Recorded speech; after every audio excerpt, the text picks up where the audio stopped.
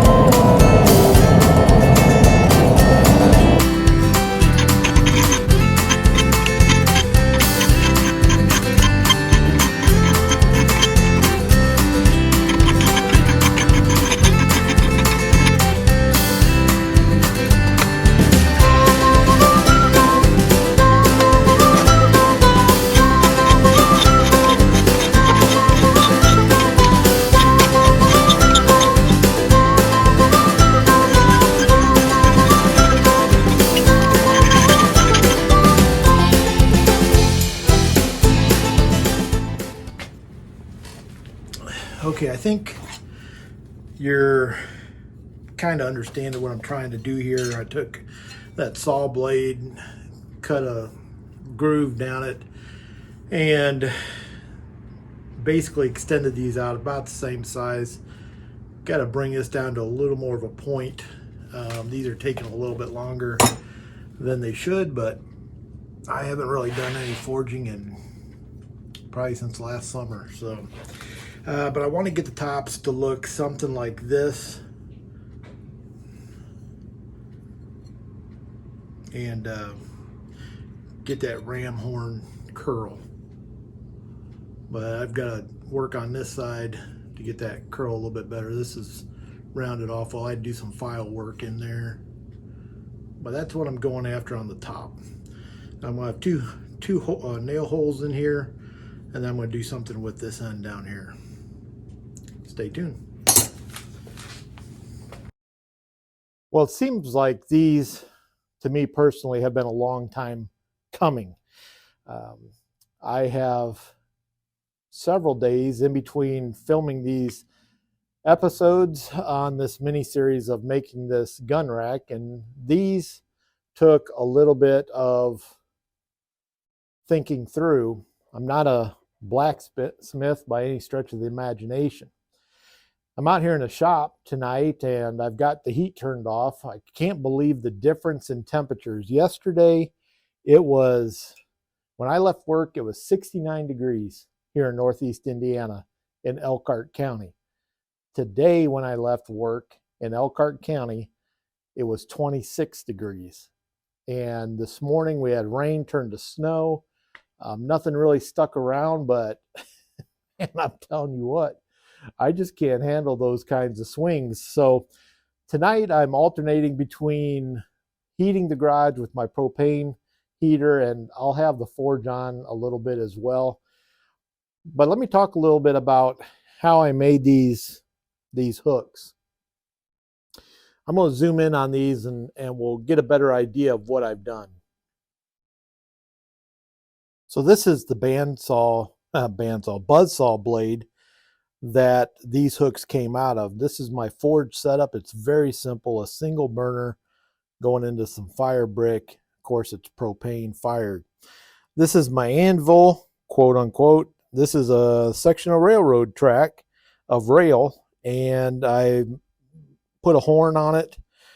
And what I really need to do is somehow face this down to where it's flat. But for me, this works for the amount of smithing that I do. So this, I cut a strip of this buzzsaw blade off, and then I cut down just a slit down in the material, and then I forged these, got them hot, and I forged these around on this device right there. That normally goes into a hardy hole in a regular anvil. I put the arrow in it, and then basically just on this wide section of this, let me see where my finger's at, right there, I put this radius on this.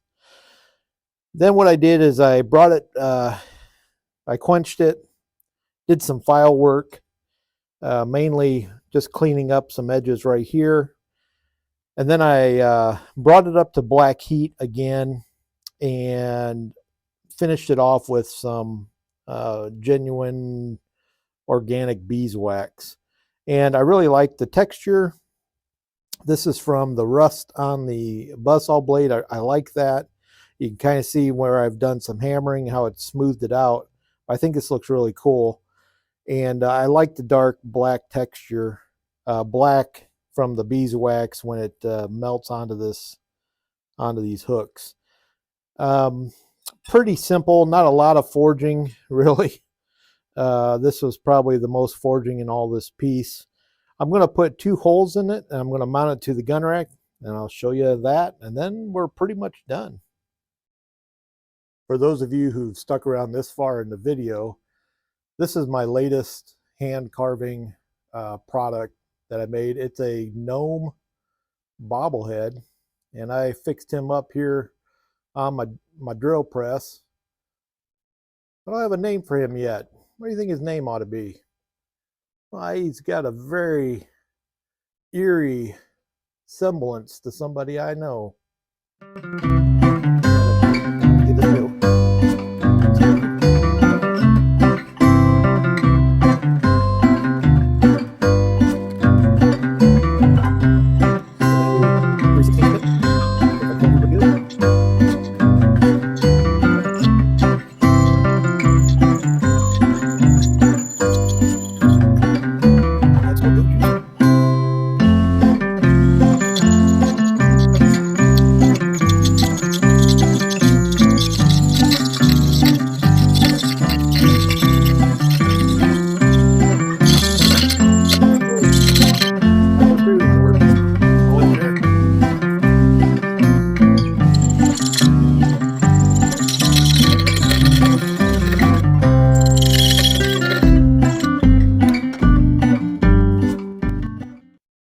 Alrighty, well,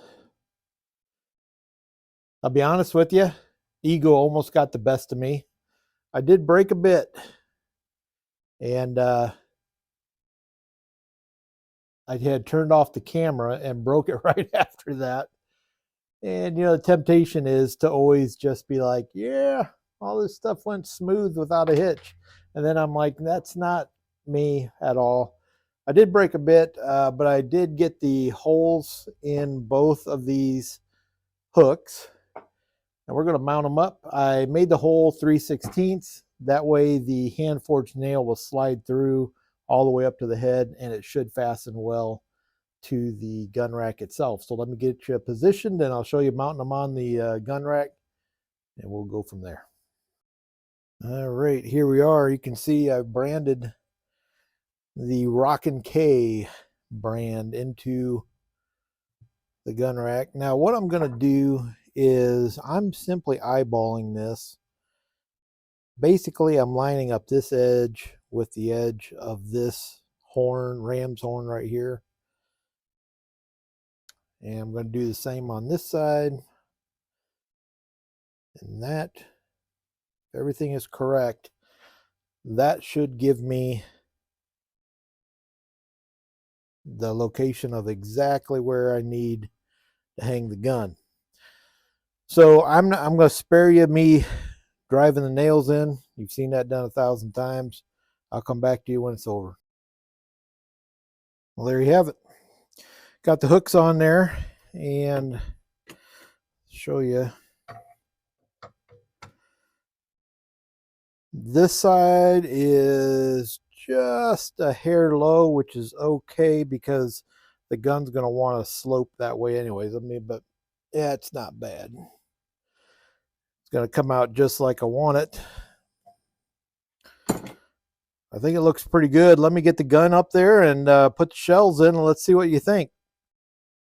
I know I got a bunch of stuff on my bench. It's never big enough. You can kind of see how it rests. I am going to be putting felt on these. That hangs really good, I think. An old 75, 80-year-old gun in an antique wood single gun rack. 16 gauge, double barrel. Pretty neat. All right, well, that's going to wrap it up for this video. Just hopefully short, when I get it all put together, video of working with these hooks and getting them mounted on the gun rack. The little stuff that I'm not really going to show, we'll put the felt on the hooks. I'm going to do up that mixture of vinegar and metal shavings and treat those exposed pieces of wood. I might do a little video on that just so I can show you how it came out, and that will turn that wood gray.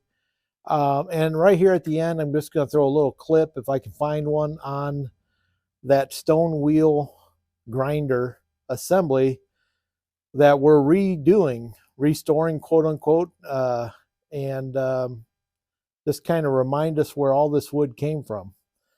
So if you've gotten to this point, I really appreciate it. Appreciate the new subscribers. If you would please smash the like button, comment below on what you think about this little project. Share the video with your friends, and stay tuned for more. I've got so much work to do. I've got all kinds of little projects I want to get up here online that may help somebody else. But if you can, get out to your shop, try something new, and don't be afraid to fail.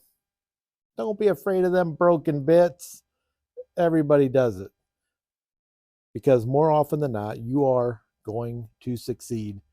Till next time, I'll catch you on the next video. Cheers.